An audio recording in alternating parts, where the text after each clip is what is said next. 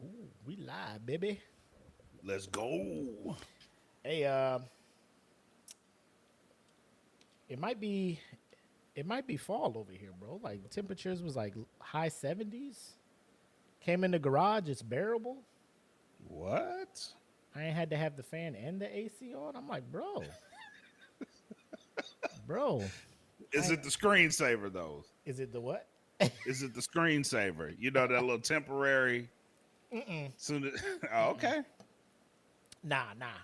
Cause it's been like this for like the last 3 days of my leave. It's been like nice and cool.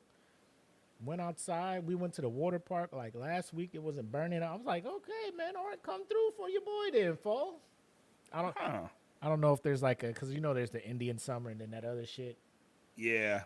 So I don't know if there's something like that for fall, but I ain't mad at it. Especially today where I can come out here and not be, air fried Blazing. and shit. Or rotisserie or pressure cooked, whatever that shit is. Oh shit, man. Send that shit over here, bro. It's fine. Bro, I be watching it. I don't know what the fuck happened to Texas, bro. Y'all the new Phoenix bro. over there, bro. Man. I was like, when the fuck did Phoenix migrate here? Get out of here, bro. Y'all the new It's Valley. 108 and shit. Like, bro, come on now. Come on. I don't miss that I'm shit. hearing Negro hymns and shit outside. Like, come on, man. Get Try this shit out to of here. make it through the heat. Yeah. You just hear somebody just humming. And you just understand. I get you. Yep. I understand. But hey, ladies and gentlemen, what's going on? Dynamic Duels here. Black and Mac and episode 151, that Bacardi. You know what I'm saying? Yeah. We gonna get live for this show. Not drunk. We're not doing that no more. We don't do that anymore. We're mature now. But we got hilarious stuff to talk about. And let me just say, the contestant entering, putting their hat in the ring for Who's Man, the absolute, what is it? The worst Who's Man? The most egregious Who's Man? Yeah. This motherfucker may have something to say at the end of the year, bro. I ain't gonna hold you. He may have something to say. Like, I saw this shit. I was just like, this is fucking outlandish. Like, we'll get to that in a bit. But Yes. as always, Smoke Pit fan group was popping. Good question put in there by EJ. We'll discuss overrated actors or actresses. We'll go through some of the stuff we found on Instagram in our What Did We Watch. Of course, the Who's Man, and we're revealing the new bracket tonight. So just be prepared for that. And I believe we can start the show if you cool with that. Let's start it. Episode 151 of the Smoke Pit starts right now.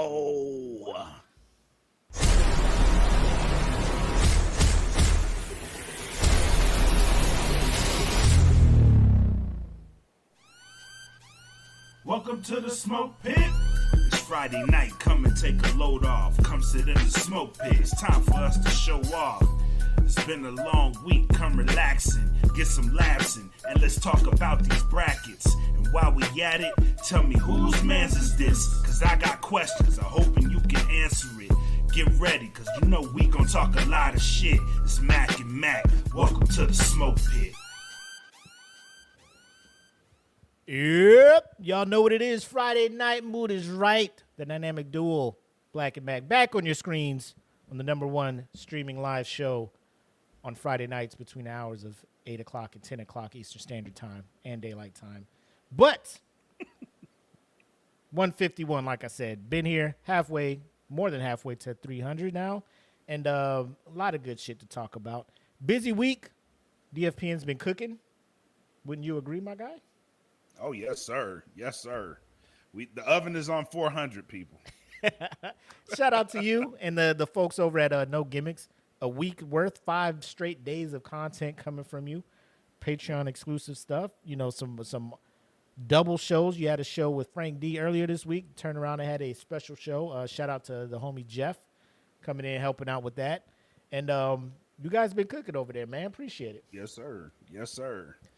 But packed show, so we don't want to malinger too long. You got a toast for the people this week, man? I do. You know what? And this week, I don't know about everybody else, but this week it's been a fast but slow week. I don't know what this week was, but we are at the end of it, and this is Out with the Old, In with the New. Okay. I like the Salud. themes. I like the themes. Salud. Salud.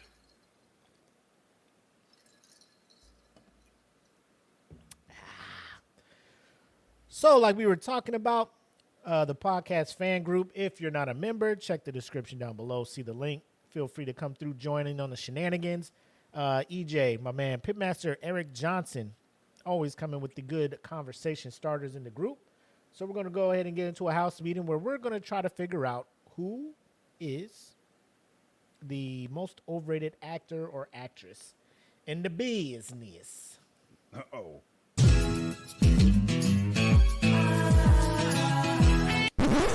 I think we need to have a house meeting, y'all.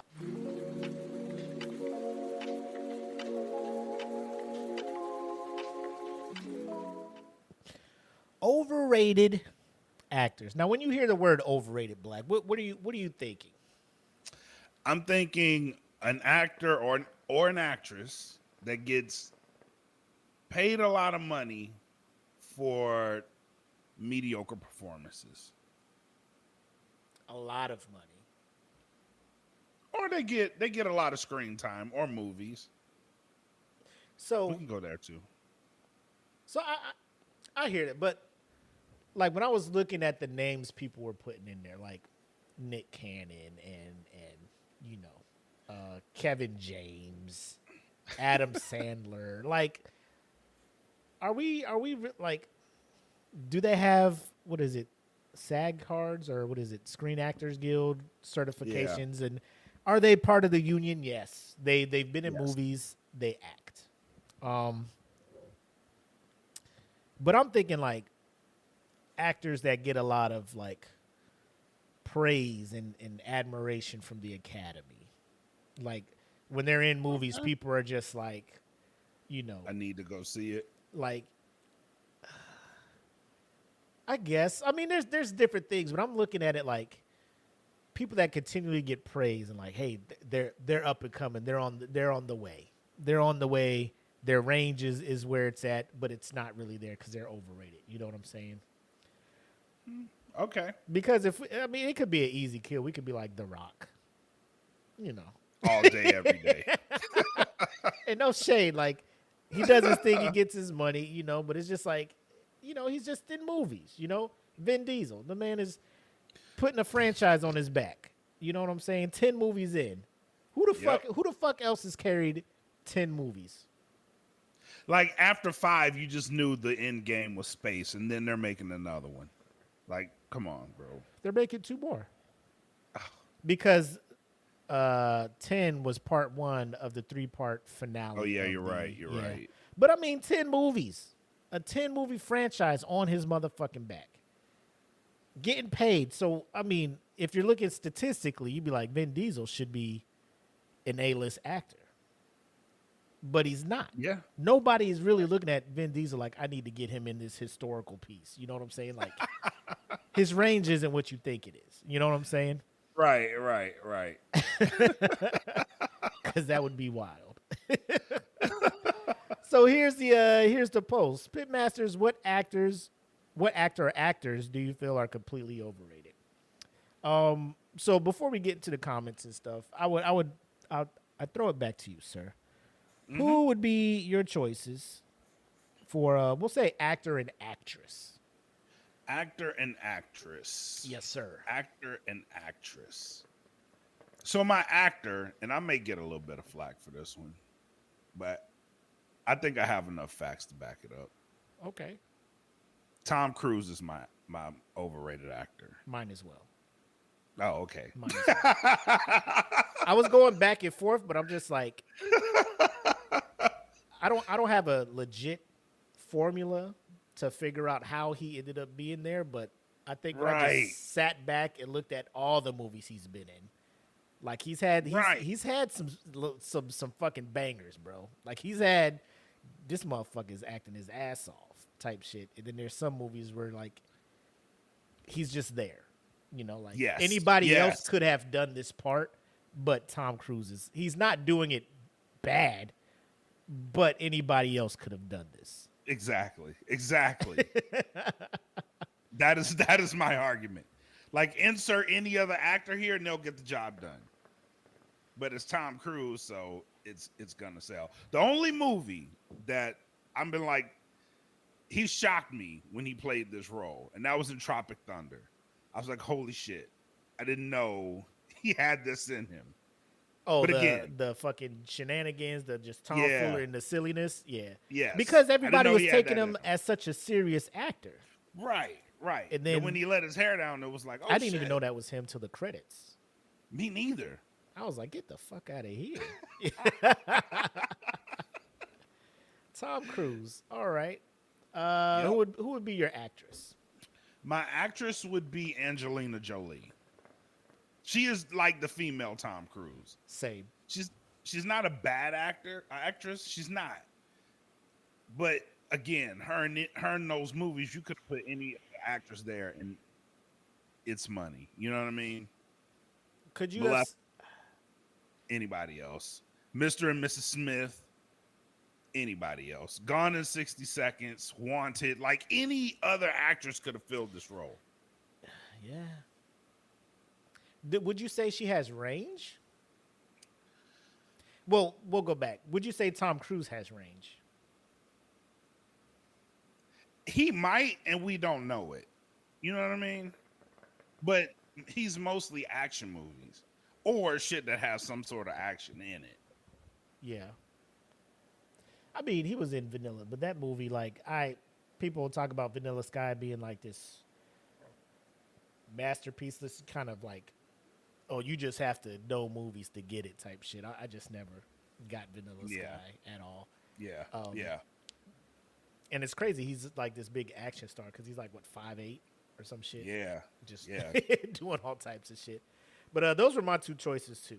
I will say for actress, I was debating on inserting Lupita in there. Oh. That hurts, but it's true. Okay. I didn't know if I was tripping or not. No. I didn't know if I was tripping. It hurts, but it's true. Because, like, was she in movies that were great? Yes. Like, when she was in Us, despite what people say, like, to be able to play both main actresses in that one, like, I felt, I don't know if I was just caught in a moment, she could have been nominated for both Best Actress and Supporting Actress for her role in that movie. Yep. However, looking at her catalog of movies, I don't think she has carried any real movies. I think, like, yeah, and maybe I'm just bitter from Quiet Place Day One. I don't know. No, you have a point there. She hasn't really carried a movie. You know who else I can say that about, too? Who? And she was my second. Halle Berry. Fam. Yeah, she's up there. She is up there. Fuck, man. Like the only movie where I'm like, really, bro, she's acting her ass off was Losing Isaiah. It's an older movie. Yeah. But she's been given multiple attempts to lead movies, and they just. And I'm not talking about Netflix movies because I feel like Netflix just packs people in movies that are very subpar, at their best B-tier movies. Like, I don't think Netflix puts out A-tier movies at all, but they have what most would consider A-list actors, or actors that are just popular at the time, starring them. But their movies are bad. Every time they're like, boom, a new movie comes out, it's just like, this is a pretty forgettable movie, you know? Great actor, this movie. Like, have you watched Beverly Hills Cop yet? I refuse. After Coming to America 2, I'm just like, Eddie Murphy don't got it no more. Like, why are we bringing back these old IPs, trying to bring them back up? And I think like in this one, it's his son. His son is in it or something like that. Yeah. See, come on now. I don't need this shit, man. Just let that die. Come up with something new. They're just banking on nostalgia, and you know, Netflix does this. They get their numbers. They get people to subscribe to the service just to watch the movie because nobody wants to be. People want to be on the end. They don't want the fear of missing out, right? Right. So they're just like, I just have to watch it to watch it. It's coming to America too. I need to see it. I love the first one so much. They subscribe. Netflix like, we got you for the month, you know, and you're gonna forget to cancel, and you're ours now. Yeah, here you go. For 90 years. Oh man, but some of the comments we have, Al Pacino after Heat. So Tim puts the disclaimer out there, like everything after Heat, Al Pacino isn't pretty good when it comes to movies. Would you agree? I don't know if I agree with that one. I don't know about that one. Then I got to go back and look at his catalog because The Devil's Advocate, great movie.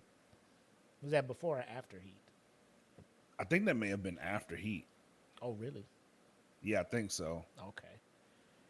Because I do like The Devil's Advocate. Yeah. Now, would you say Al Pacino has range? No, I would not. Absolutely not. Same dude every movie. Yeah. And then we got people like Calvin in here talking about Kevin Hart, and that's what I was saying. Like, I don't think people are looking at Kevin Hart as a overrated actor. He's just what's hot right now for whatever reason. Right. For whatever reason. I don't know if they're not putting their financial stuff out there. I don't know what he's getting offered to play these parts. I don't know if he's just picking them up to stay relevant or anything like that. But you can't put Kevin Hart in your movie and think like people are going to come see the movie because Kevin Hart's in the movie. Right. Because like there was that one movie with him and Bryan Cranston. It didn't get a lot of fanfare or something. Yeah, it didn't get a lot of fanfare, but that was actually a good movie.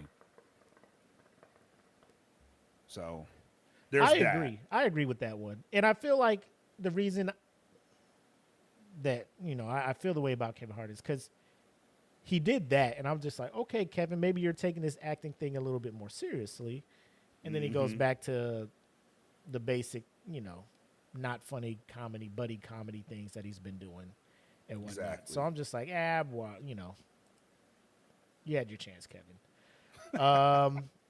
Somebody said, Angel Vargas says Joaquin Phoenix, Steve Carell, Tia Leone, and Marion Cotillard. I don't get Joaquin Phoenix. Yeah, I don't get that one at all. His ass off, bro. I don't get that at all. Like, bro, right? If you see that man in Gladiator and then see that man in the Joker, like that is extreme range. Yep. I mean, to the point where I know when it was first announced, the sequel to the Joker movie with Lady Gaga in it, they're like, it's gonna be more of a music. Like, I'm intrigued to go check that one out. Yeah.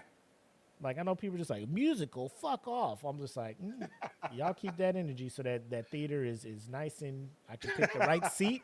I ain't too close, I ain't too far. Y'all keep that energy. I'm gonna check it out. We got Jim Carrey on here, which, like, I haven't seen him in nothing lately. Like, when I'm thinking, like, overrated actors, people who are continually getting work, Right. But Jim Carrey does have range. Yes, like, I didn't think he could cut off the funny until, like, Truman Show, Eternal Sunshine of a Spotless Mind, 23. My man can act his ass off, bro. Yes. Agreed. We have Jack Black on here, which, again, I'm not considering him overrated because he knows what he does. Right. Now, if I was to say, like, voice actor, like, he's probably one of the best live actors that does voice acting out there. I think he can project the cartoonish side and the voices and stuff. Like he could be very animated.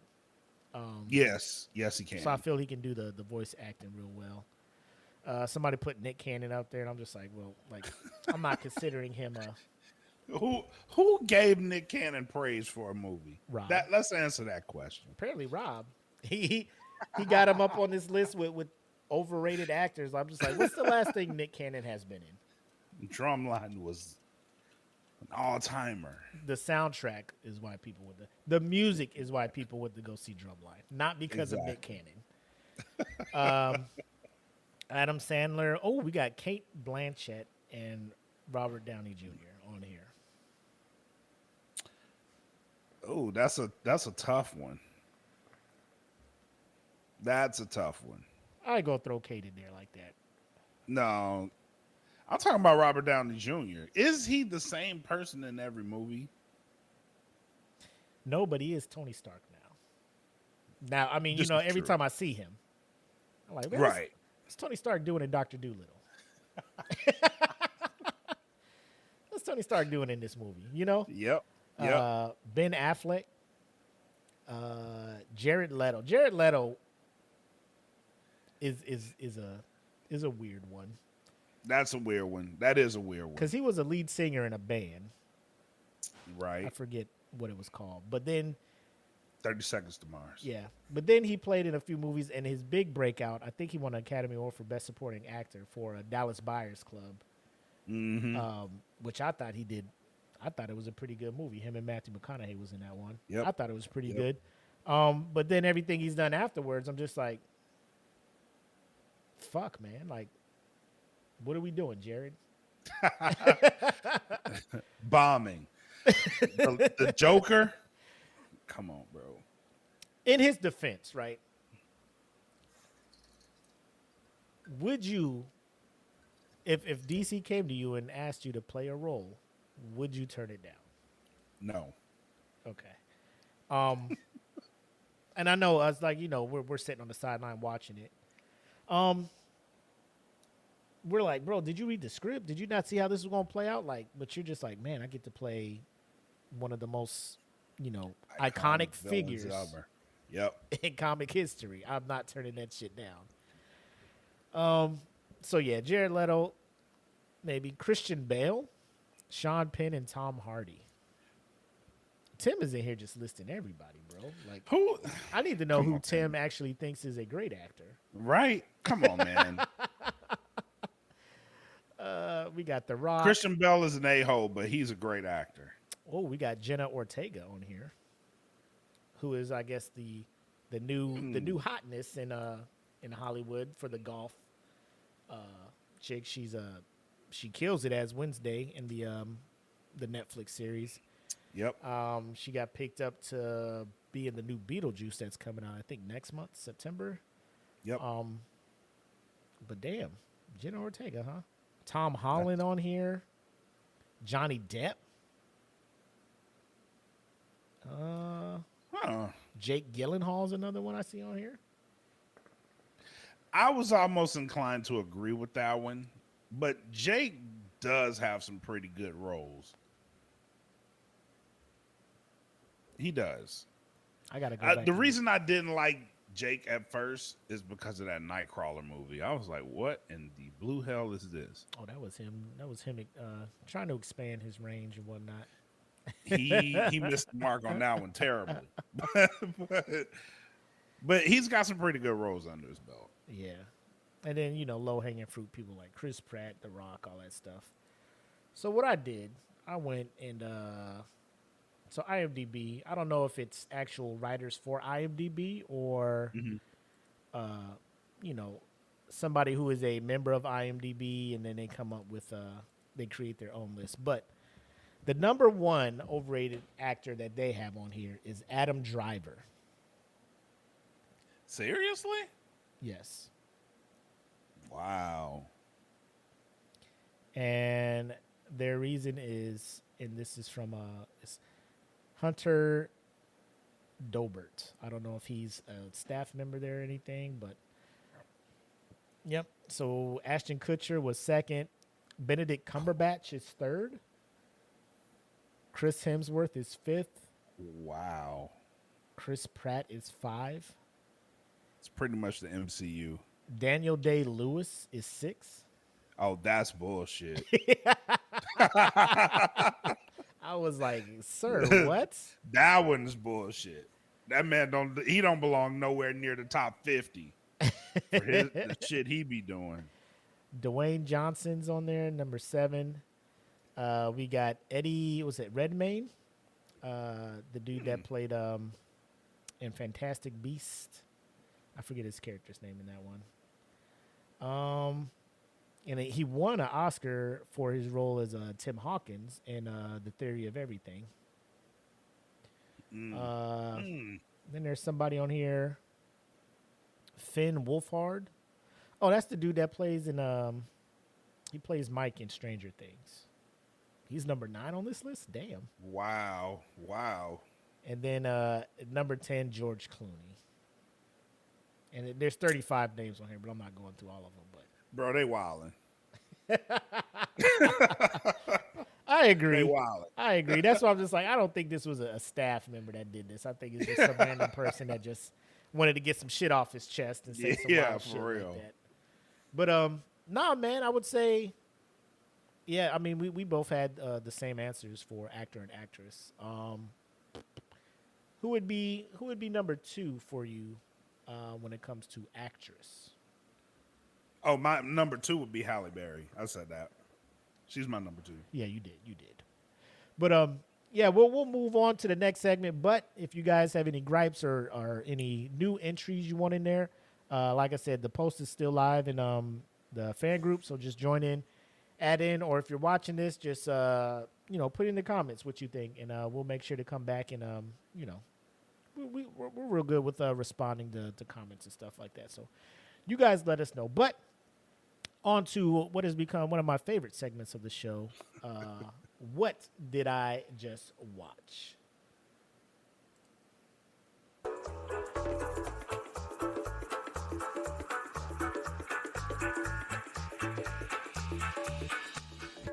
Tell me I did not just see that. Whew. All right. This is something like a slight reattack to last week. Now, Okay.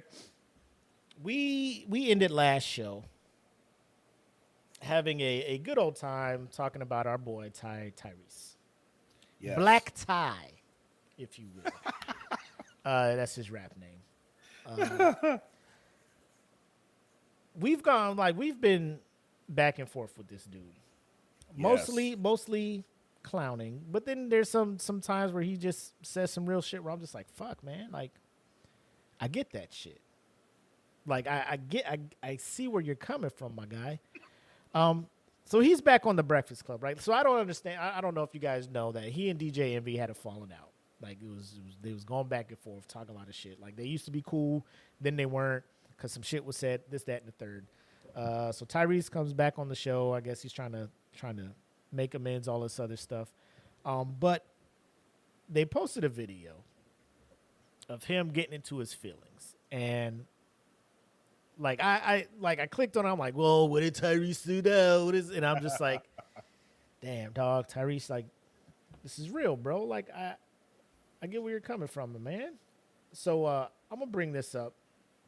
We'll check it out, and then we'll share opinions and stuff. But here's Tyrese speaking some real shit on Breakfast Club. Yep. Want to see I love you, brother. I love you. how hard it's been to get through. I love you, black man. Okay, do you not cry? Absolutely. You might not bring it to the radio, Absolutely. but this is what being grown Thank is. you, brother. I'm not doing this. I need one. My makeup gonna mess up. I didn't Hear me. My concealer Hear is me. sitting today. See? Hear me. Black men cry. When divorces happen, women aren't the only one that are devastated. When a miscarriage happens, women are not the only one that you should be checking on. When you can't put food on the table because your career goes up and then it goes down. Stop calling, skipping over the man, and just checking on the woman. If you didn't. Damn.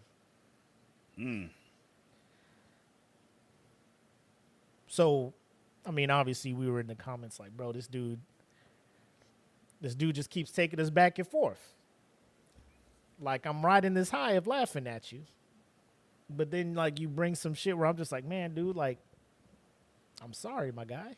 Like, I'm sorry. What's your take on it, man? When you showed me this, I was like, this dude has an uncanny ability. Like, it's crazy because you forget in this moment that he dressed up as Marvin Gaye the previous week. Like, we forgot just that fast. Fresh off the 50-yard line at SoFi Stadium. The man went and took the wig off and went to the Breakfast Club and gave us some real shit, bro. Like, how does he do this? How? But I totally understand. It makes me understand, like, maybe the shit that he does, like the outlandish shit, is like an attention grab for the real shit, because he does give you some real shit. Like what he did right there, like he bared his soul. So it makes me think, like, was that shit at the Rams game? Was that like a setup? Like, I need eyes on me right now so I can tell y'all some real shit. You know what I'm saying? But what he was saying in this interview was like he needed to get shit like that. Like when he was doing, so he did The Masked Singer, for people who don't know. Oh. And he really needed that gig. He talked about this in that interview. He was like, and he thanked Nick Cannon because he was like, Nick, he looked out for me because I had nothing. Wow. Like, according to him, he was like, I lost everything with the divorce, and you know, I've been going through it, and that's where that moment comes from. He's like, I've been going through it. Like, even the jewelry I'm wearing, like he was saying some shit, bro. Like, the jewelry I'm wearing right now is fake. This shit's like fake as fuck. Like, wow. Took it all off.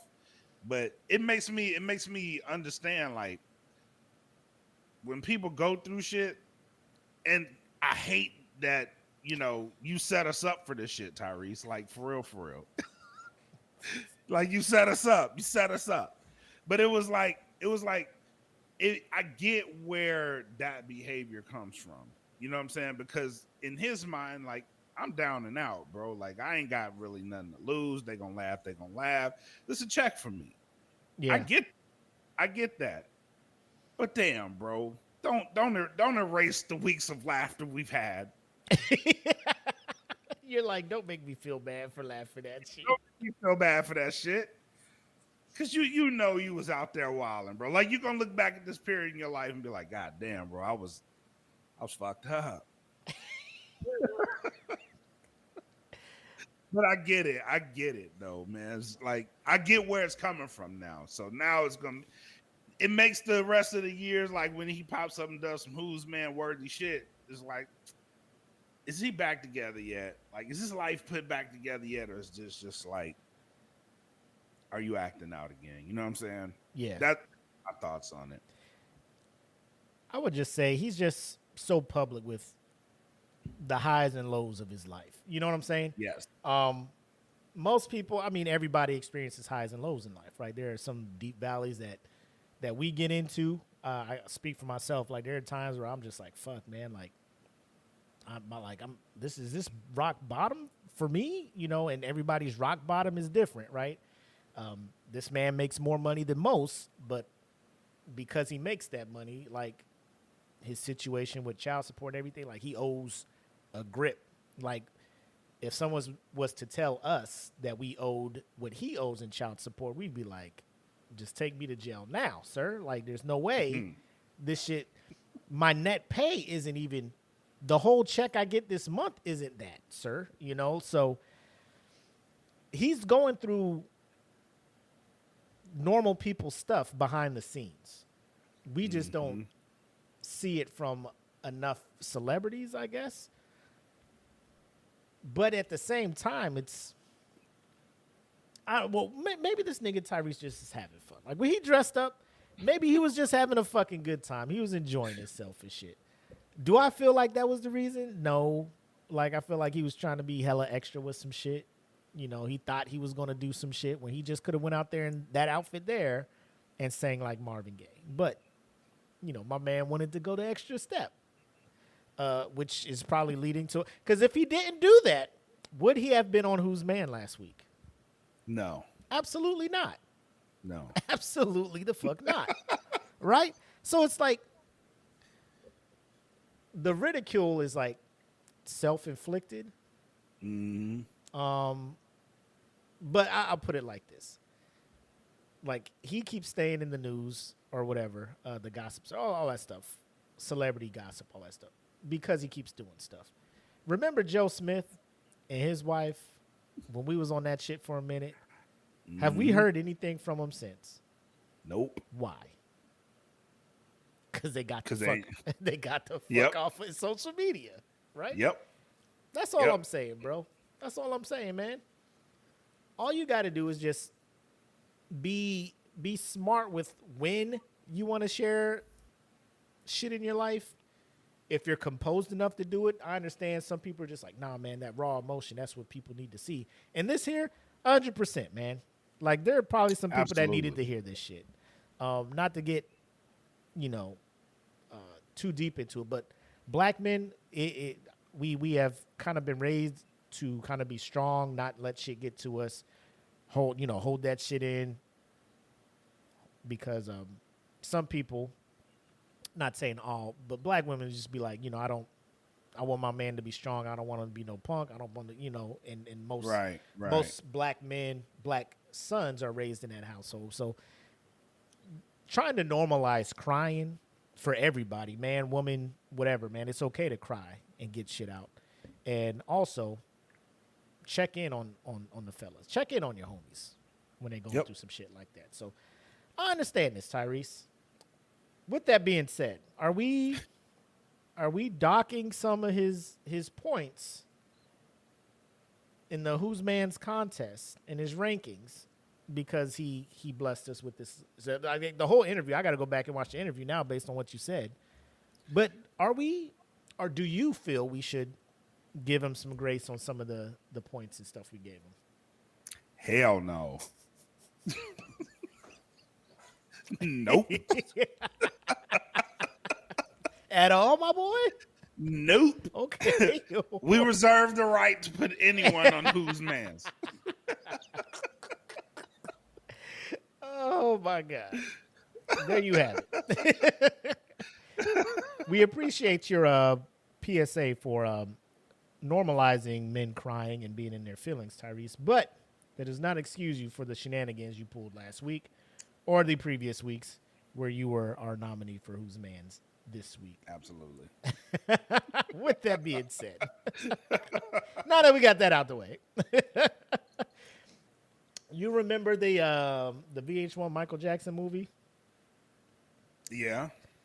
With Flex Alexander playing the main protagonist. I forgot all about that until I saw this clip here. Ladies and gentlemen, let me just bring this up. It may jog some memories for you, but this was not meant to be a comedy, first and foremost. Let me just say it, disclaimer. It was not. This was meant to be a serious-ass biopic, if you will, about the life of one of the greatest entertainers the world has ever known. And VH1 was like, we searched far and wide for the perfect actor. Or probably just, we just Googled some people. Or we just hit somebody up in their inbox like, who is most likely to respond to us within the next 30 minutes to play this role? And Flex was like, I got time. And so they made a movie. But check this role out. It's supposed to be a very dramatic role where Michael Jackson is reconsidering trying to bring life into this world when the world is as crazy and as dysfunctional as it is. But check this scene out, and we'll rate this. We'll rate his range afterwards. Okay. Can't bring another child into this world. Call the lawyers. Cancel the surrogate. It's too late, Michael. She's already pregnant. Look at this, Bobby. Look at this. I know. All those people, their families.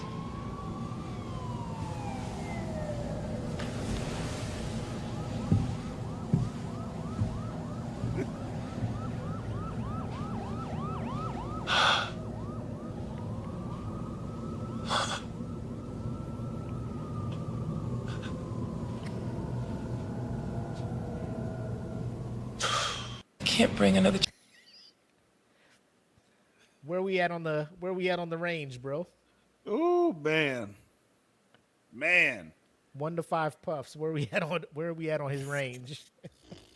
Believability. Did you feel you were looking? I'm assuming you didn't feel like you were looking at the King of Pop in this scene. No. I felt like I was looking at Planet of the Apes, bro. Like, come on. Bro.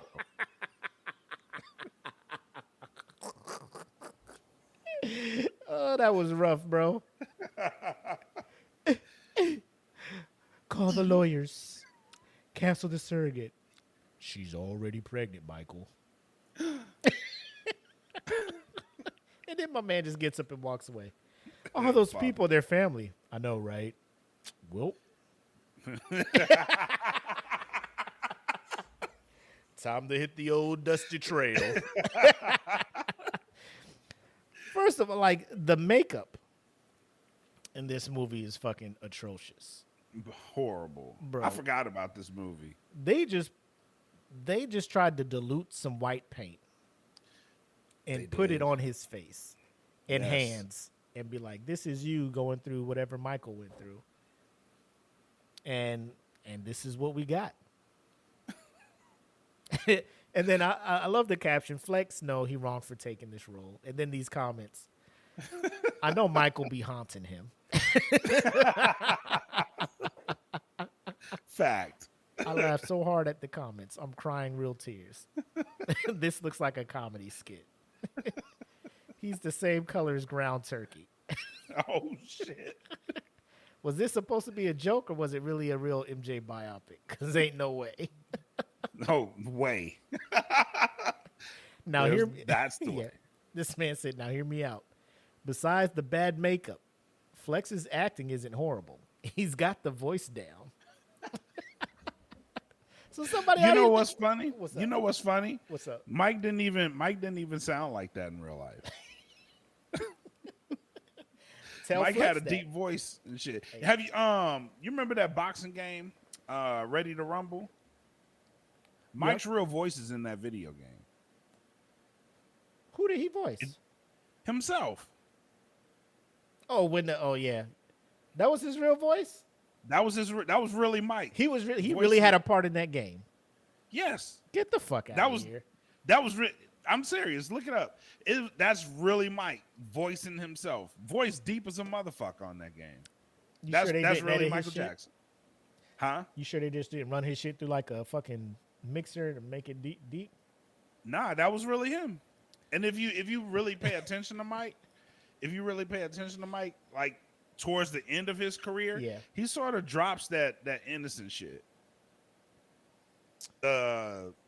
Invincible album. Oh yeah. Is that the name of it? Yeah, with Rock My World and shit. Like he sort of drops the whole innocent, sweet voice shit. And it's more him. But yeah, Mike had a deep voice like a motherfucker. Damn. Well, R.I.P. to Mike. And this role did not help him at all. No. This movie did not help him. I like this comment here. Bro walked off camera to laugh. Guaranteed.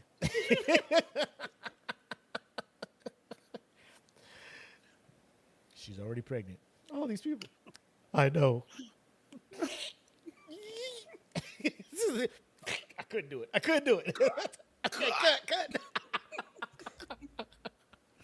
Cut. I can't do this shit.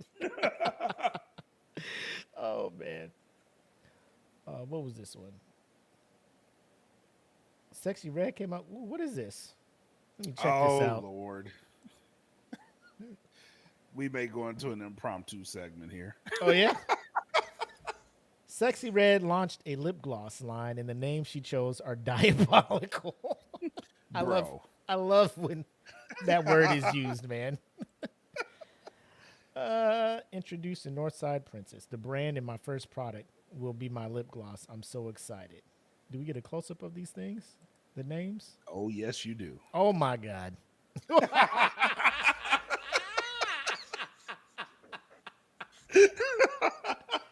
What in the hell? Bro, there ain't no way. Ladies and gentlemen, if you're not watching the video, I'll read the names. I'll read the names. Are these flavors of the lip gloss or different? Yeah. Flavor? Oh, get the fuck out of here! What? Yes, those are the flavors and the names of the flavors. First, ladies and gentlemen, the first, it's wild. The first flavor of lip gloss is called coochie juice. The next one, are these not like colors? Are these shades? Yes. The next one is booty hole brown. The third one is nut.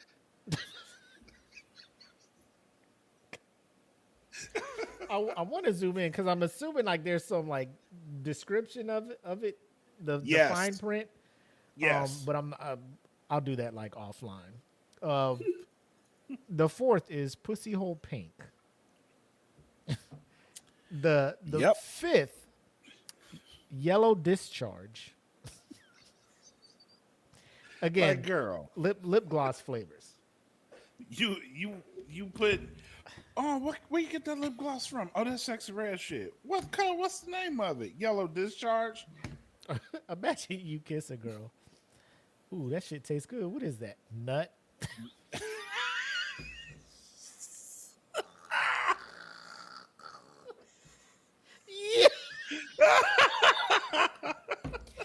Bro, I will black out and wake up in a maximum security prison. I swear to God. I'm sorry, what? Oh my God. What are we talking? Next item. Gonorrhea. Number 7, blue balls with a Z. With a Z. The last one, sex on my period, fam. We gotta stop shit like this. Like I ain't trying to be that dude. I ain't trying to get off my lawn shit, but I'm all for people having some fucking fun and being themselves and showing some individuality when they do some shit, bringing something new to the industry. But where do we draw the line, man? Bro, we got to draw it somewhere. I think that's the line. What is? Ooh, girl, this shit. Yellow discharge.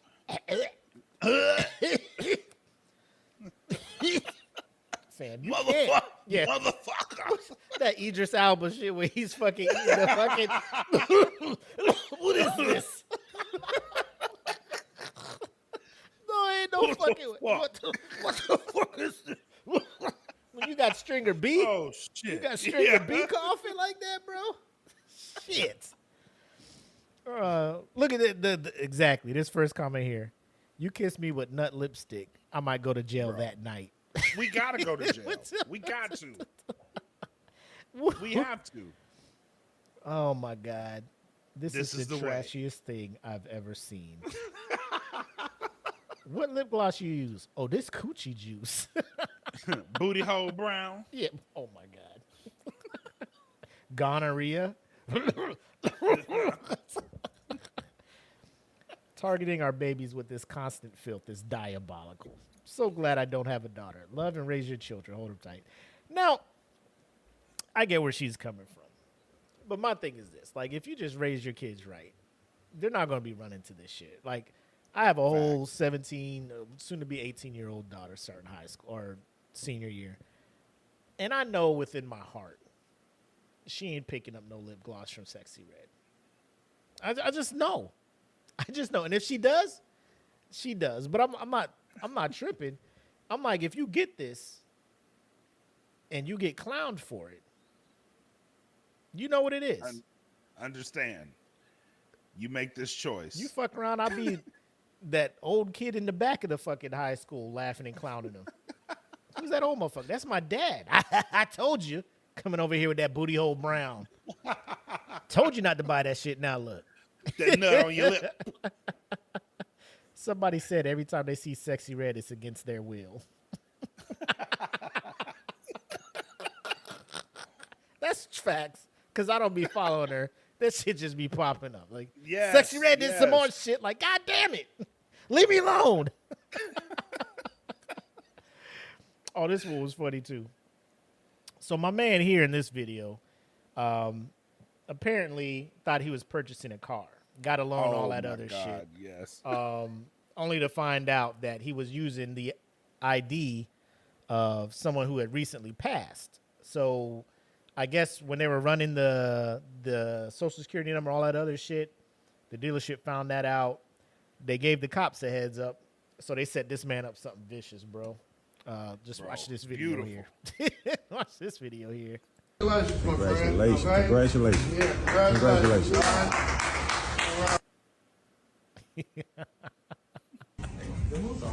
Oh, wait a minute. Take this. Got anything on you I need to know about? No. Congratulations. So Bro, what, they got the celebration. the celebration song in the background.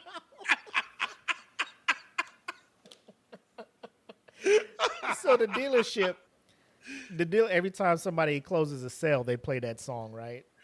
So that's why that song is played, because every time somebody finishes a sale, they play Celebrate Good Times. And it's supposed to be a happy moment. They all clapping shit. So, you know, it's a big purchase, you know? So they setting them up, they clapping. He's shaking hands, taking pictures. So for those who can't see and just listen to the audio thing, this man is, the video sets up, the dude gives him the keys, shakes his hand, starts clapping, and then the video clips over to the cops putting handcuffs on him and taking him out. It's fucking gorgeous. It's fucking gorgeous, man. But yeah, the music in the background is Man. the fact that they let that shit ride, knowing that the cops was going to arrest him. They was like, we're going to give this dude the complete experience of getting away, and then just snatch it from his ass at the last possible second. Oh, that's beautiful. Beautiful. I'd be like, man, if you didn't just arrest me in your office, just come and confront me like, hey, we ran the thing. We know you're using ID from a dead person. Cops are on the way. Like you're going to be arrested. Like, I'd rather you do that. Don't. Yep. But at the same time, if I was the owner of the store, I would do the same shit. Like, bro, Thought you got away. we're deterring all kinds of fucking crime from here, bro. Like, we putting this shit on Instagram. We putting this shit on the internet too. For real. Everybody we gonna do a video for Instagram, you know? Just us No, we do this for everybody that buys it. We post it on the dealership website and everything. Oh, sure, okay. Celebrate good times. Come on. Get the fuck on the ground.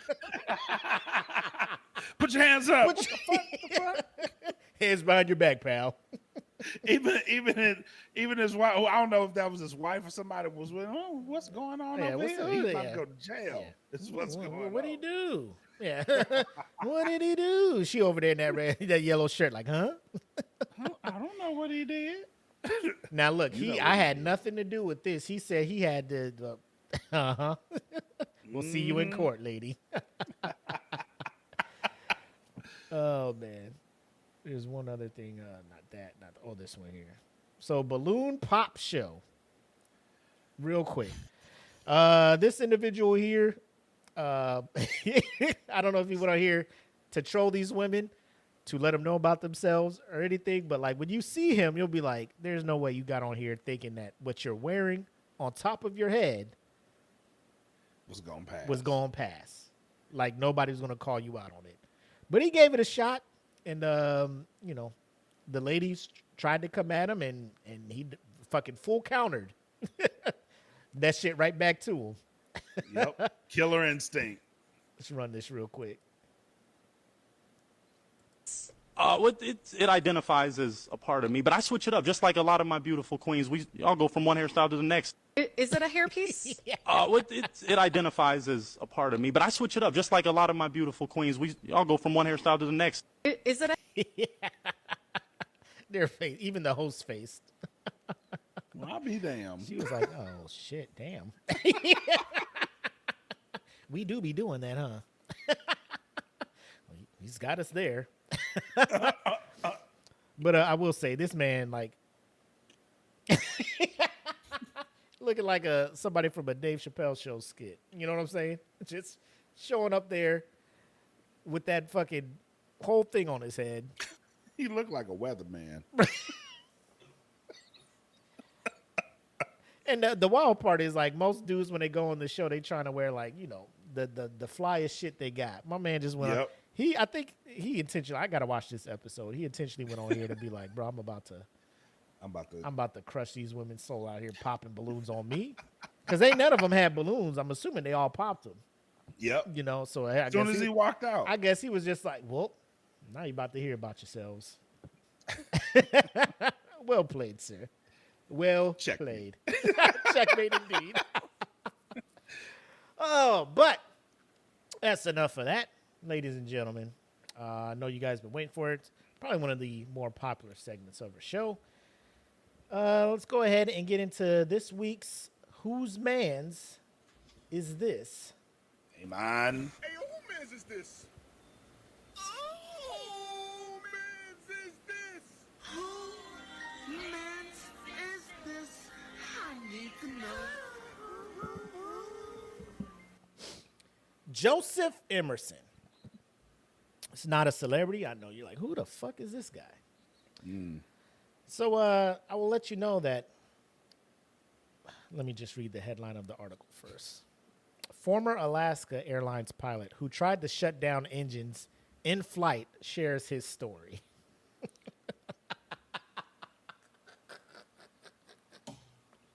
This should be good. Ooh, it's good. So, ooh, Lord. There's a video of him being interviewed and he's sharing his story. But I'm going to read the article first. Read some takeaways from this. Joseph Emerson, a former Alaskan Airlines pilot, calls it the biggest mistake of his life. Emerson was inside an Alaska Airlines cockpit last October when he raised his arms and pulled two large red levers that could have shut down both engines at 30,000 feet.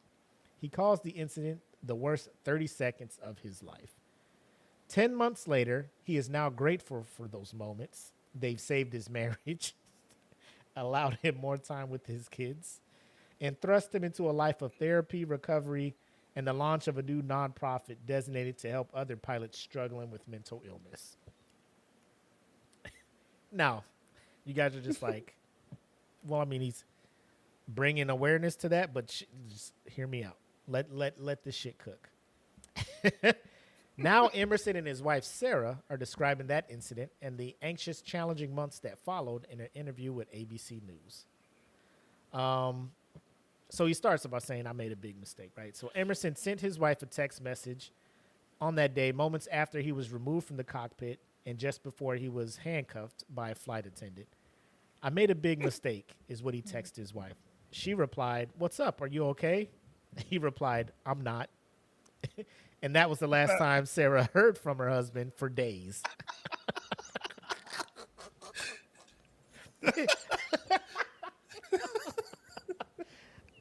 Is everything all right? Nah. No. And then that's it? You send him another message, it just stays on red. Like, what the fuck is going on? Question mark? The fuck is happening? It's sent. You haven't read it? What the fuck is happening? Oh, man. She tracked his flight and learned that it diverted over to Portland. Sarah knew little of what happened for 24 hours. It wasn't until a jail receptionist told her that she learned her husband had been charged with 83 counts of attempted murder, one count for every soul aboard the aircraft. I walk up to the window and say, I'm looking for my husband, and he kind of just looked on the computer and typed some things and nonchalantly tells me the charges, and I lost it. I screamed, I keeled over, I almost fell. They grabbed me and pulled me over because I know what that means. I was in complete shock. So what happened? So Joe, he had been struggling over the death of his best friend, Scott, a pilot who died while on a run of 6 years earlier. Emerson had been away for the weekend with friends, celebrating and remembering Scott. On Friday night, the group he was with took psychedelic mushrooms, a drug that can make you hallucinate and typically has effects that last a few hours. Emerson said that for him, the physical side effects lasted for days and the consequences lasted a lifetime. You think? As a friend drove him to the airport, Emerson said all he could think about was being home with his family. But a deepening fear that he would never make it began to overtake him. It intensified as he took his jump seat inside the confined cockpit. There's a feeling of being trapped, like, am I trapped on this airplane and now I'll never go home? Emerson said the feeling increased, and with it a belief that this isn't real, I'm not actually going home, until I became completely convinced that none of this was real. As the plane headed toward San Francisco, Emerson said his condition worsened. He reached out to a friend who texted Emerson to do breathing exercises. Instead of helping, Emerson said the moment when his phone read the text in his ear ultimately pushed him over the edge. So wait, they be on the plane?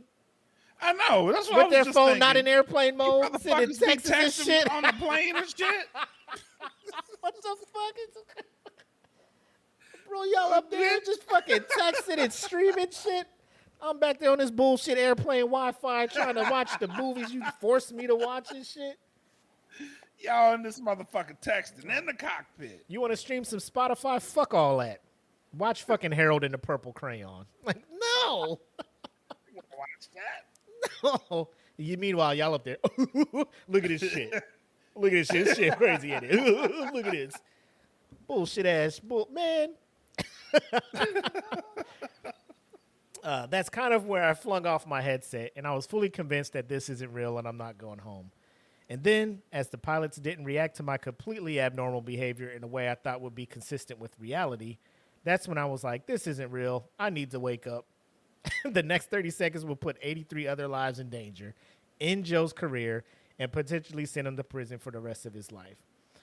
So because he thought it was a dream, and he was tripping on some shit, he was like, this is just a dream. Clip. We're all gonna die. What the fuck? Yo, maybe when I hit the water, we'll wake up. Like, it's the only way. Yeah. Bro, could you imagine being on that cockpit and the dude flying the plane? You sitting there talking to him like, bro, you cool? And he's just like, clip. Oh. No. Yo, you just in the back watching Harold and the Purple Crayon. And then all of a sudden the plane just get quiet. You don't hear, ooh. I can hear this show perfectly now. These Bose headsets weren't lying about this noise cancellation. Yes. You start feeling weightless and shit. You just the fuck? What the... Your kid up here like, what the fuck is Daddy, I can float. What the fuck? We about to die. Daddy, for 83 seconds, bro. Bro, for 83 seconds. No, it's 83 people on board. It was 30 seconds. 30 seconds of no engine. 30 seconds. Oh, bro, that has to be the most terrifying 30 seconds of everybody on that plane. Let me tell you, the only way this man gets off the plane, the marshal has to walk up to the cockpit with his gun and is like, y'all have to stay seated until this man gets off this plane. If anybody gets up, I'm going to shoot y'all. Because if he had to, oh my God. If I ever cross paths with this motherfucker, I'm sorry your friend died when he went on a run, but nigga. Bro, but you nigga. trying to join that nigga today, bro. I can help you join him. Let me get you out of your misery, my boy. Well, you was just like, nah, this ain't real. Clip. Them motherfuckers in the cockpit was like, nigga, what the fuck? Yo, what the fuck? Motherfuckers shitting in the bathroom, floating up in the air. Like, the fuck is happening up there? What else going on? Oh my god! Oh my god! I almost died. Oh my god! Bro, they got the plane back on too, and like, I wonder what the rest of that flight was like. Bro, like, bro, I'd have been like, they probably had to be like, everybody stay in your fucking seat. Yep, because I would have unbuckled and been like, I'm gonna just go use the lavatory. I'm gonna just go use open this motherfucker up. Who the fuck is up there? Who the fuck did this? Sir, shit? please sit down. Get the fuck off of me. Oh my god. Let me see if I can find this video, bro. Second of all, oh my god, bro. It goes on, but it pretty much states like this dude just was just in a fucking way like, I'm gonna be fucking, this ain't real. I was just a dream. I'm gonna just crash the plane and wake up. So Emerson spent the next 45 days in jail before he was granted bond. I don't even know what that bond is. It wasn't until Tuesday evening, 4 days after taking the mushrooms, that Emerson said he regained full clarity. God damn. The jail physician would later tell him that he suffered from a condition called hallucinogen persisting perception disorder, or HPPD, which can cause someone who uses psychedelic mushrooms for the first time to suffer from persistent visual hallucinations or perception issues for the several days afterwards. Wow. Emerson also now believes that he's an alcoholic, although he said alcohol didn't play a role in October. So now this motherfucker Denzel Washington from... I know. We in flight now? What the fuck? Flight 2. Shrooms are taking over. Like, come on, bro. I'm an alcoholic. Your blood alcohol count was 0. I'm aware, but I'm an alcoholic. Like, nah, nigga. You was on them shrooms, my boy. Yeah, bro.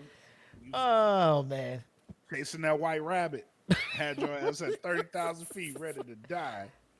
But the Denzel's thing is like, when he was drunk, he was a beast-ass pilot. Like, you take these shrooms, you didn't know what the fuck was going on, Mario. He was like... Hit that warp zone. That's exactly what he did. Oh, man. So Emerson remains in legal limbo. Though he's no longer facing attempted murder charges, he's still facing more than 80 state and federal charges, including 83 counts of reckless endangerment after prosecutors reduced the charges in December. It's possible prosecutors could offer a plea deal or decide to go to full trial later this fall. So if you was on this plane and you found out the prosecutors are like, yeah, we're reducing it from attempted murder to reckless endangerment, or we're thinking about giving them a plea deal, what is your mindset, my boy? Nah, bro. I need them attempted murder charges back on the table. Like ASAP. I'm like, bro, this man, I was trying to go home. This man had me free falling, bro. Like, come on. This man had me skydiving in the plane. Come on, man. The little indoor skydiving thing where you just like, but I'm inside the plane. How do you downgrade the charges? I'm at 30,000 feet. There's no engines on these planes. Yes, it is endangerment, but it is like, if I hit this ground, like, nobody's surviving. I don't care how tight of a crash position you get into on this plane. You ain't gonna make it. That is attempted murder. I know there's like legalese. They're like, well, did he do it with the intent to kill him? Did he do it? Like, fuck all that. Like, sometimes the law just needs to get out of the law's way, bro. Yes, man. First and foremost, I'm on an Alaskan Airlines. You know what I'm saying? Like, this is problem number one. It's like problem one two. step above Frontier, Breeze, and Spirit. Yes. Like, we hit the ground, this for sure over. It's a wrap, bro. He's like, I'm just trying to get to San Fran, my boy. You out here? I'm trying to watch Steph Curry. You know what I'm saying? I'm trying to make it to watch Steph Curry play. I almost fucked around. Hi, bro. Jesus Christ, man. I almost fuck around trying to go see Steph Curry. I wake up, I see Kobe playing. I'm like, what the fuck's happening? Damn. Kobe? You're not. Wait a minute. Wait Where a am I? minute. Where am I? Oh, hell no. Hell no. It's some old bullshit. But so then it goes into what would he tell the passengers and crew? First and foremost, so this is Emerson. First and foremost, thank you. I appreciate that they saw someone in crisis in the back of that plane, and they paid attention to what the flight crew was telling them to do, and they remained calm until we got on the ground. It's to the crew, however, that Emerson said he owes the biggest debt of gratitude. What I did was something we don't train for, and they handled it fantastic. It's really a result of their professionalism and the way they handled that situation that I'm alive today. As for whether he'll ever fly again, Emerson said that remains up to the airlines and is out of his hands. Of course I want to fly again. Let me go ahead and save you the trouble on that one. Yo, black ass ain't never getting in the aircraft again, bro. Ever. Oh, shit. Of course I want to fly again. I'd be totally disingenuous if I said no. I don't know in what capacity I'm going to fly again, and I don't know if that's an opportunity that's going to be afforded to me again. It's not up to me. It's not up to me to engineer that. What is up to me is to do what's in front of me, put myself in a position where that's a possibility, if it can happen. But at the end of the day, if I'm not meant to fly again, I'm not going to fly again. Good, Joseph. Good. Because something tells me you will never be at the helm of a cockpit again. Let me just say this. I'm not a big never say never person. But if you are planning on traveling Spirit, Frontier, Breeze, or any of them what they call budget airlines, the motherfuckers might be quick to hire old buddy. Because you know he going to come in with a low offer like, I'll do this shit for free. Free, you say? Free. We'll just put you in a mask and then send you up there. Nobody has to know it's you flying this, Joseph. I'm just saying, every airline needs to have a meeting, coming together, be like, hey, blood oath, we're never hiring this motherfucker again. Ever. Put that on the government bailout. Put your government bailout on the line. We have to stand strong. This motherfucker cannot be in the cockpit again. That is crazy. Oh man, let me bring up this video so y'all can see this motherfucker, man. It's not up to me. Of course. Yeah, oh, fucking you goddamn right it's not up to you. Of course I want to fly again. Nigga, what? You facing, bro. Did you see what you just did, motherfucker? Are you still on these shrooms? Sir, Right. get off of these. Get off of these motherfucking shrooms. But here's the here's the interview. You did an exclusive interview. Tell us about it. You know what, George? This was a case that captivated the world, generated worldwide headlines and assumptions that the man you're about to meet was trying to kill 84 people on a plane, including himself. But this morning here, he and his wife, they are asking you to set aside what you think you know about this case and hear their story in their own words. I did something unfathomable to me, something I have to take responsibility for, and I regret. This morning, Joseph Emerson, the Alaska Airlines pilot, now facing 84 charges after allegedly trying to take down a passenger jet in October, speaking on camera for the first time as he awaits trial. Sarah and I would like our story to be of some... Look at his wife. Distraught, bro. Nigga, I was sitting there getting the kids ready for school, and now we out here. Cutting sandwich edges, and now you... I sent you to go to work. What the fuck? You left to go to work, Now I'm picking you up in jail. And when I go to pick you up, they're saying 83 counts of attempted murder. Lord Jesus. I will say, hey, she's standing by his side. Hey. I would not have blamed her if she was just like, kids, we got to go. I'm out. Yeah, let's go. Kids, we got it. Your dad, wow, out here. I knew it. I told his ass, don't go into that tent and take those shrooms. I'm going to just go hang out with Roger and Derek, and we're just going to think about Scott. You know, we're just going to remember Scott. Okay, that's cool. You go over there popping fucking shrooms and shit. Like, first of all, look how old this man is. Yes. You going to go hang out with people to remember your friend, and you're just like, let's do shrooms for the first time. Okay. All right.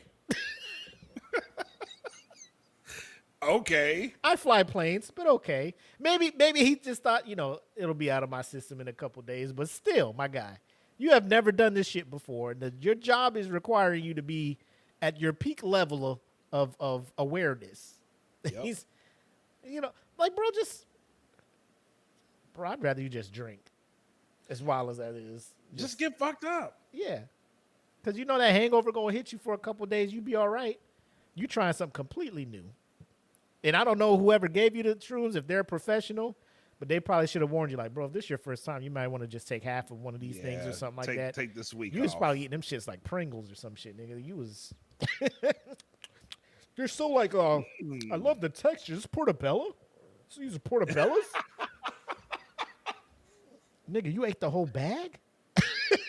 Oh, man, he about to trip. Hey, ball. Joseph, give me some of them shrooms. I ate them all. The bag, nigga, the bag?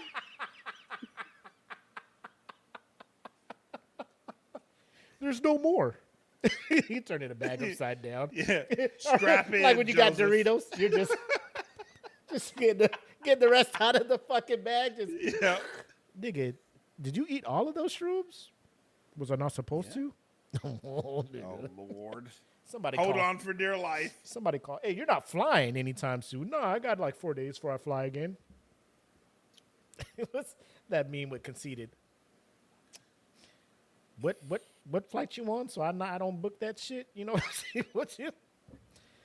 Oh, that man shit. tripped for 4 days, bro. Fam, never in my life.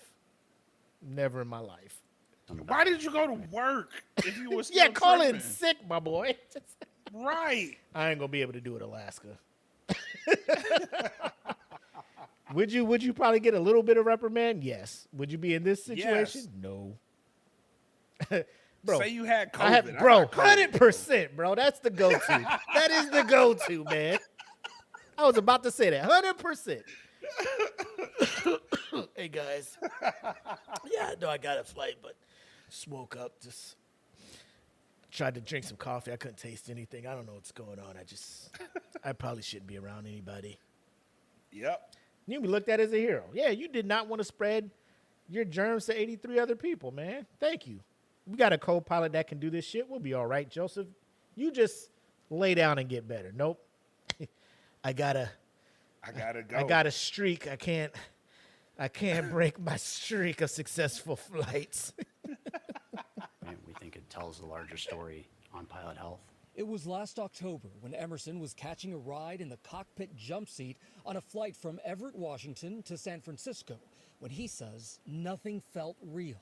There was a feeling of being trapped. Like, am I trapped in this His wife. airplane? This is not real. I need to wake up. Emerson says he had taken psychedelic mushrooms for the first time 2 days before the flight, thinking they might help with depression, but believes he was still hallucinating during that flight. He stood up and pulled handles in the cockpit that are meant to shut off the engines in the case of a fire. It didn't work, and if it had, that could have brought the plane down. Oh, so it did. 2 red handles in front of my face, thinking that I was going to wake up, thinking this is my way to get out of this non-real reality. I reached up and I grabbed and I pulled the levers. Did you know what the levers were at the time? What I thought is, this is going to wake me up. I know what those levers do in a real airplane, right? And I need to wake up from this. It's 30 seconds of my life I wish I could change, and I can't. Observe the pilots react to the difficult situation that I just handed. And I said, you guys want me off the flight deck? I'm off the flight deck. Bro, she is. His wife. see- Boy, daggers. You stupid Stop. son of a bitch. Shut up. Just shut up, Joseph. Shut the fuck. Just shut up, Joseph. I'm taking my kids and I'm going to my mom's. Oh, instantly. That's instantly what happened. She just had that on her face. I just felt the vibes through the fucking computer. You fucking dummy. So apparently they don't shut the engine. Like, it didn't work. I don't know if he didn't switch them all the way or if there's some kind of instrument in there to be like, hey, we're too high for the engines to just stop. You know, like he my guess is he probably went for it and the pilot was like, hey. What the fuck you doing? Hey, like a kid. Sit your ass down. What the fuck wrong with you? Put your hand down. What the fuck are you doing out here, bro? Bet that woke him up. This is just a dream. Like, oh, get this nigga. Oh my God. But yeah, man, this dude's out here just feeling bad for himself, saying he started a nonprofit. It's wild that a convicted, well, not convicted yet, right, but somebody facing 83 counts of reckless endangerment is trying to start a nonprofit, bring mental health awareness to pilots. Like, I didn't know that was a big issue. Right. This is the first I've ever heard of a pilot trying to fucking wake me up before you go. Wow, bro. So yeah, now I'm looking at this shit like Alaska Airlines. Like, I know he's not a representation of all your crew, but I'm gonna just stick to American for now. Till something wild happen over there, then it's on to the next. You know what I'm saying? You know, it's Yep.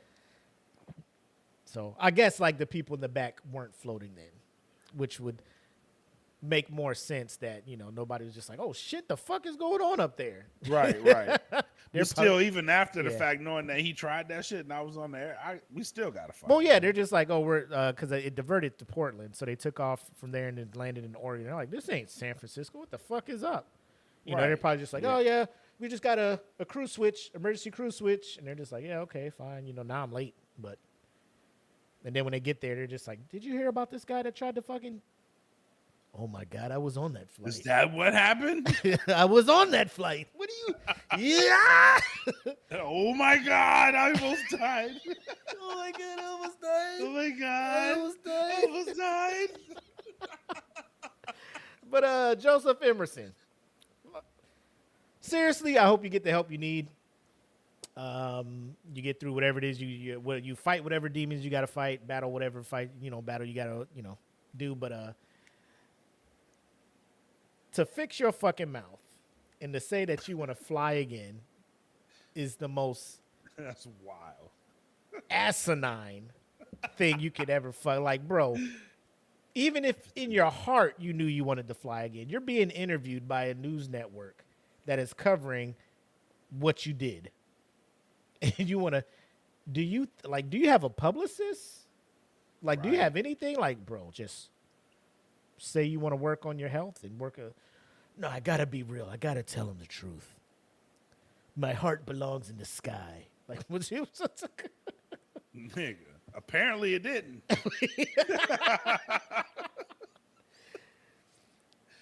My life is about flying. I love, like, bro, shut the fuck up. Don't say any of that shit when you talk to these people, man. Just apologize, tell your story, apologize again, say you're willing to do what it takes to make amends, all that, bro. But if they ask you if you want to fly again, the answer is absolutely not.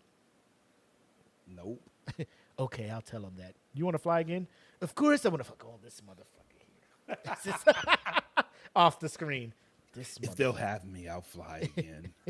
It's not up to me. Thank God it's not, Joseph. Joseph Emerson.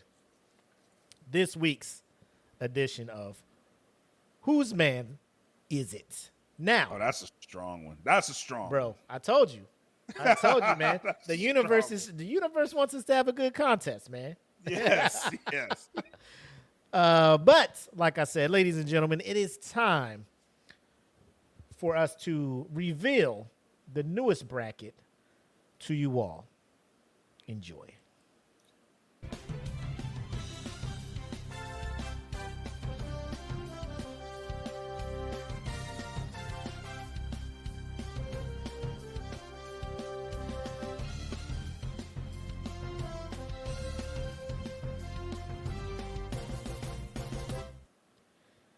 Now, I'm just trying to find where I saved this bracket at. Now, if you've been staying in the loop with everything we've been doing here at the Pit de Smoke, you would have seen that we've made some changes to profile pictures, banners, things along those lines. And it was not for any reason other than nostalgia, right? You know, we know it's been a while since we had a bracket. We've deemed that the break has been long enough. You know, the punishment has been long enough because y'all was acting up last time we tried to do something like this. So we decided it's been a while. Let us go ahead and share what we got going on. So without further ado, let me set this up right. Make sure I select the right screen.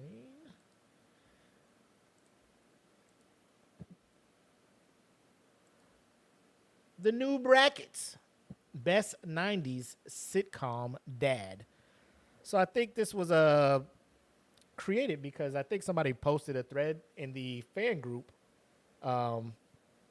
asking about this. Like, you can only pick like 3 dads, or which one of these are the best 90s dad or something. It was like 6 people on there. So, you know, I just did some dabbling on the interwebs and was just like, you know what, let me just see if,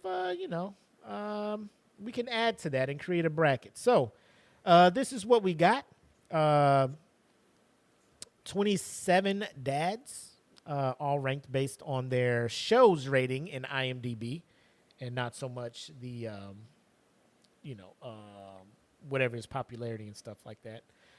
So off the bat, we have our number 1 seed is Frank Costanza, George Costanza's dad from Seinfeld. We got Homer Simpson as the number 2. No introduction there. Jack Arnold from The Wonder Years. We have Martin Crane from Frasier. Alan Matthews, I believe he is from... Trying to think. Alan Matthews, I think that's Boy Meets World. Yes. Yep. So those are the 5. And then in no particular order, well, actually, the 16 seed is Tim Taylor from Tool Time.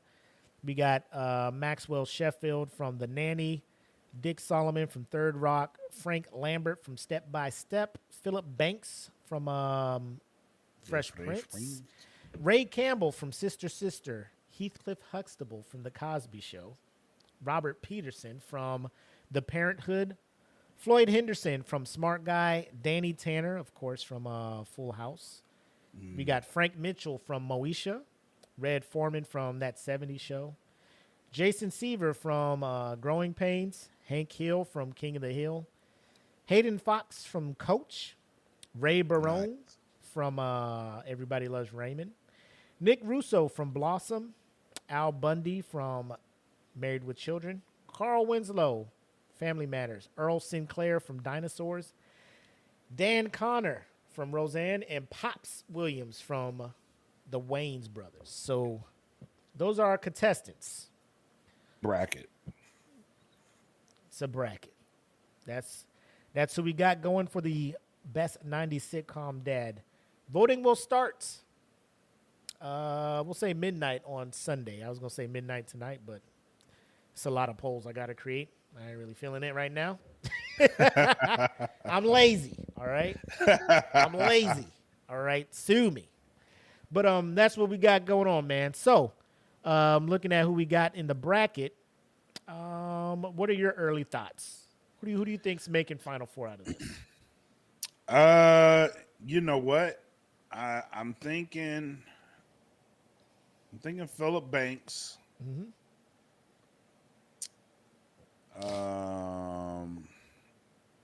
Yeah, Philip is taking that side. Scroll down again. So I'm thinking Philip Banks, Danny Tanner. Okay. I can see Hank Hill making the Final Four too. And a really, really strong candidate for this one right now is Earl Sinclair. From Dinosaurs? You think he's... Yeah. Bro, you got Carl Winslow in this bracket. He's up against some shit. I'm like, bro, this quadrant of the bracket, I'm just like, this one is you got Homer up here, you got Carl, you got Al Bundy, and then like what I thought was a sleeper was Dan Connor from Roseanne. Dan Connor is a sleeper, but here's the issue. So you got a potential of Al Bundy and Carl Winslow in the second round. That's gonna fuck up a lot of people's shit. Yeah. Which is why I can see if Earl Sinclair can get by Homer Simpson and Dan Connor. Well, Dan Connor and Pops Williams is a strong. That's a tough cut. That whole right side is a tough. Yeah, this quadrant up here. Yeah, that's tough. It's a tough one. The rest of them, it's pretty clear cut for me, but I mean, yeah, that upper right is clear cut is something different, bro. This is true, especially with this group. But this will be posted in the on the podcast page and in the fan group. And like I said, voting will start midnight come Sunday. And every Friday, we're just going to tally everything up and progress the bracket. So that's what we got going on. I'm looking forward to all of the shenanigans that I am sure will ensue the way the fan group loves to vote and all that good stuff. But feel free to jump in. Like I said, if you're watching it, you're not a member, join, get in on these votes. And without further ado, we'll go ahead and get on to final shots and thoughts. And now we return you to our regular scheduled program in progress.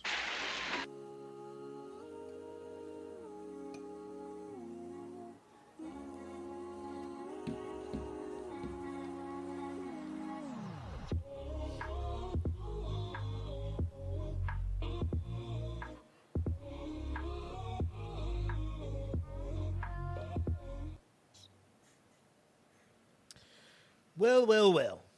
Great show tonight. Great show.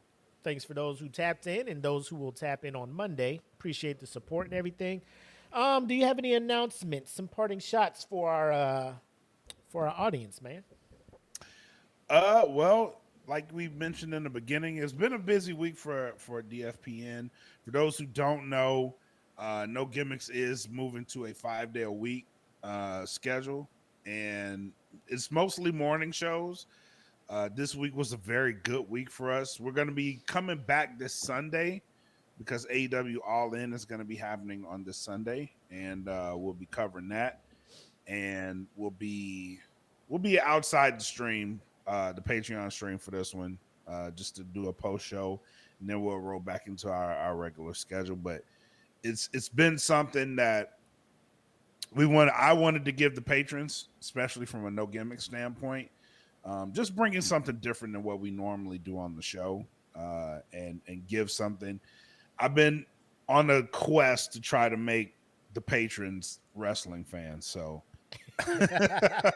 this is my attempt to make some of the patrons wrestling fans, and that's just give you a little bit of history and give you a little bit of why we like what we like and why No Gimmicks is what No Gimmicks is, and just keep it fresh, and that in turn helps the shows. Also, for the DFPN.com, for those who don't know, we did a pretty big update on the site. We updated everybody's players. Normally, when you go on the site, there was just a video and an episode, the latest episode. We're going to be integrating everybody's entire audio catalog onto their pages. We do have some of the archived podcasts that are now on the site, and we do have articles and reviews up on the site right now. That section is open, but we haven't populated it yet. So This is our attempt to be a legitimate media outlet. I know we've attempted to get into the realms of the Comic-Cons and get ourselves out there. We're going to open that up to where we're able to be looked at by mainstream media as well. So that is our attempt. A pretty big step forward for us as a group.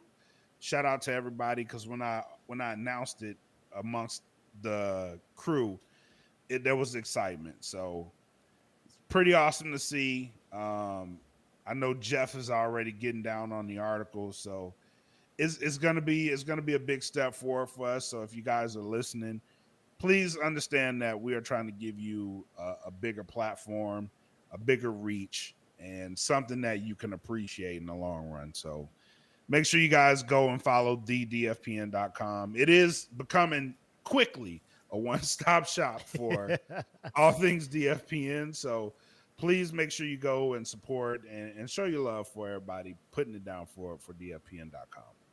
I love it, man. I'm excited. Eat the Cake Anime. New episode coming soon. We'll be talking about Fire Force. And with that, with the articles and stuff, expect some reviews for some of the lesser known anime that I've been watching. We haven't done episodes on yet, or we may do in the future. So I'll be reviewing some anime, giving some synopsis on those.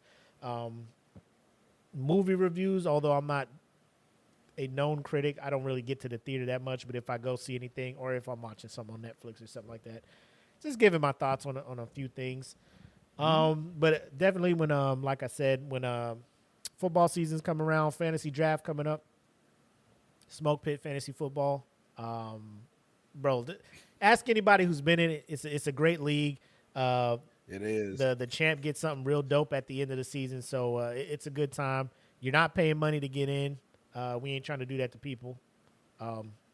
Yet. No, I'm playing. But I think we got our 12 slots filled, right? Yep, filled up almost immediately. So okay, dope.